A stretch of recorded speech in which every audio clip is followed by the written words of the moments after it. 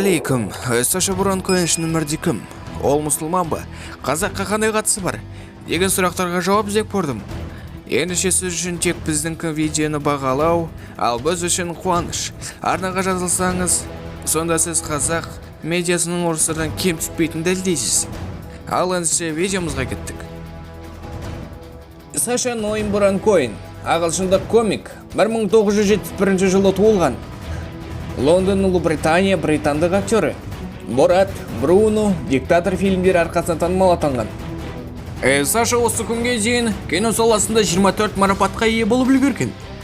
Атап айтсақ, алтын глобус жүлдесі, Борат фильміндегі үздік ер адам рөлі және үздік комедиялық рөл және өзге де марапаттардың иесі.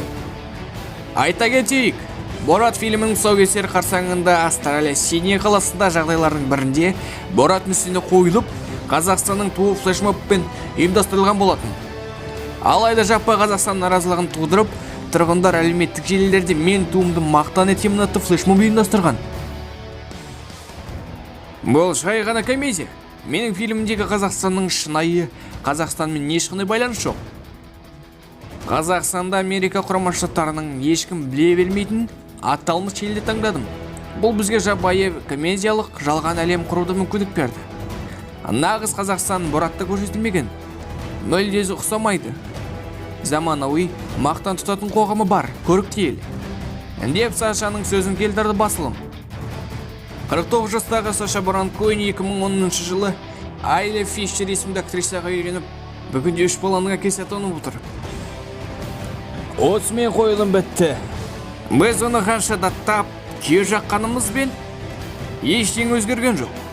Бораттың шын өмірді кім екенін білген шығарсыздар. Осымен біздің видео аяқталды. Видеоға лайк басамыз, каналға тіркелеміз, пікір қалдырамыз.